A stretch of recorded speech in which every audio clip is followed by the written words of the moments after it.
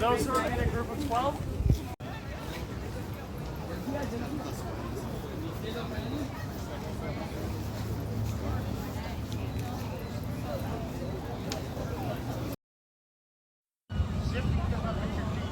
Tour to do, guys. I've been driving both of these guys ever since, and let me tell you, this is the best tour. I'm not just saying that to say that to you guys. I do actually mean it. I don't say it to you guys, okay? So I'm very excited to get us all out there because it's a really beautiful tour, a lot of really interesting stuff to see. But I want to hear your guys' names. I want to know where you're all coming from. If there's any occasion bringing you to Vancouver, and I'm assuming there's some sort of occasion bringing all of you guys out here on the tour together. I'd love to hear it. Why don't you guys start over on this side, and we'll make our way around the circle. Lewis. Lewis, where are you from? I'm originally from Portugal. Moved to Toronto, and then came here in '91. Oh, awesome.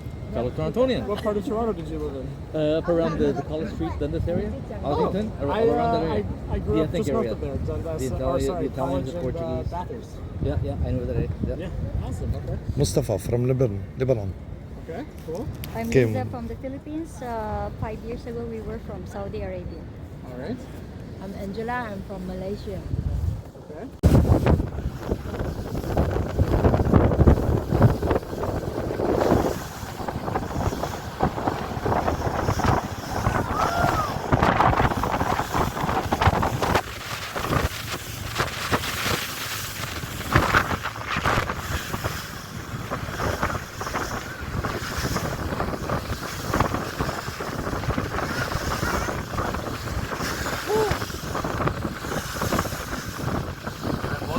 The phone because I hear it fly from my hand and wait.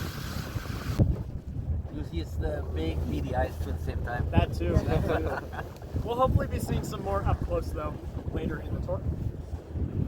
Now, so Canada Place today, you can see those beautiful 5 white sails it's got on top of the building there. Those actually play the first few notes of O Canada, our national anthem, every day at noon. Then demanded a ransom from the city in the form of a hefty donation to be made to a local children's hospital. And once the city capitulated and made that donation, they returned the cannon in perhaps the most Canadian way possible, with the word sorry graffitied on the side. Nowadays, the cannon is locked up in that rather ugly cage there to make sure that no one else has any funny ideas, because it was a funny idea, for the record. And they've also had to recently add vertical metal bars to the front of the cannon's barrel to stop people from getting down on the rocks below and tossing a few pebbles and stones inside the cannon, turning that blank shot into a bit more of a live fire.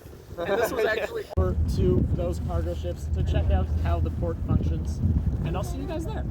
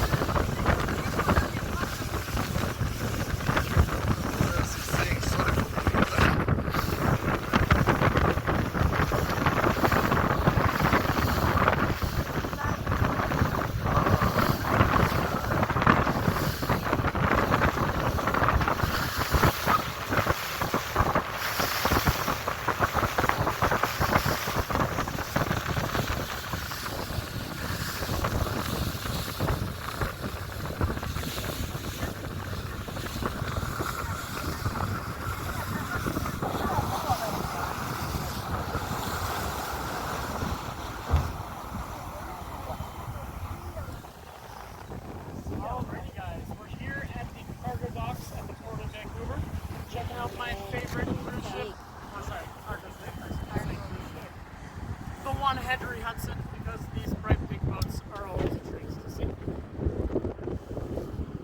So the port here is, as I said, the third busiest in North America, and that means we get a whole bunch of boats moving in and out of here every day. In fact, a lot of you guys might have freighters like these, the container ships, are probably the main thing your brain thinks of when you think of a freighter, but it's actually the less common type we see here in the port. The more common type we see is bulk freighters, which you can see off to our right-hand side across the bay. Bulk freighters carry their cargo tens of thousands of dollars a day in late fees. So it is much more worthwhile for these shipping companies to get here with a bit of extra wiggle room in their schedule to make sure that they aren't missing their time at port. Now, another way that they make sure that these ports are running smoothly is these gantry cranes here. So this is a container ship, obviously. This is a container ship here, obviously. And this is because, of course, of its large containers aboard the deck of the ship. And these gantry cranes are what are able to load and unload these big containers.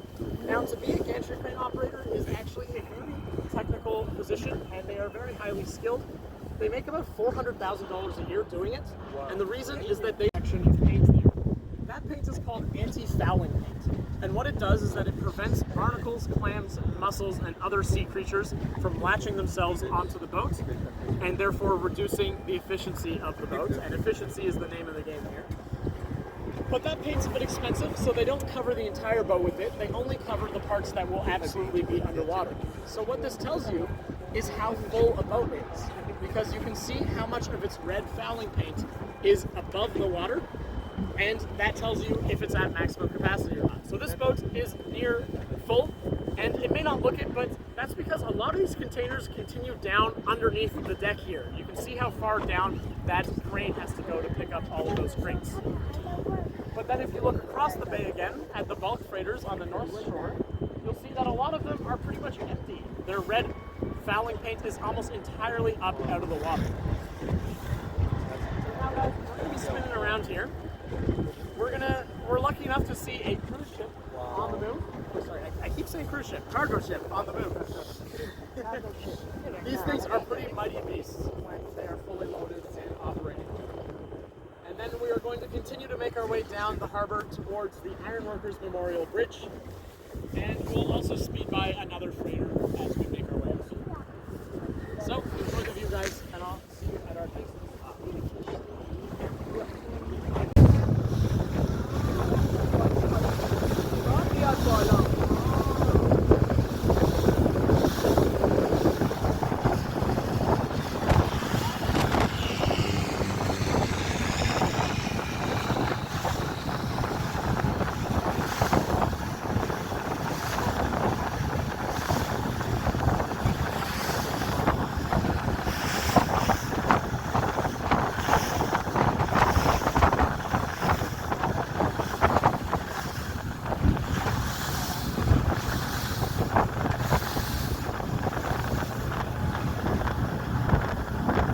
I'm sure you are hungry.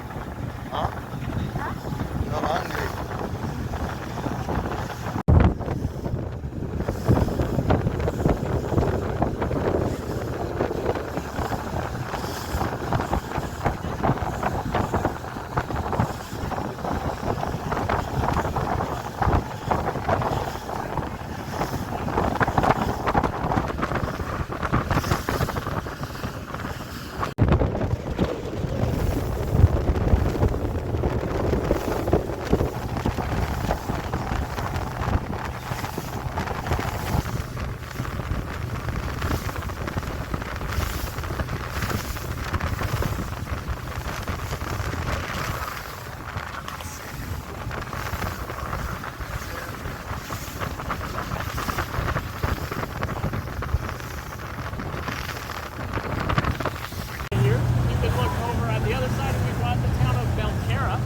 Which has equally beautiful waterfront views and access, but for them it's about a 2-hour trip to downtown Vancouver, and this is because they have to drive a ways out east, past Port Moody, around the rest of the Burrard Inlet, and then all the way back into Vancouver proper.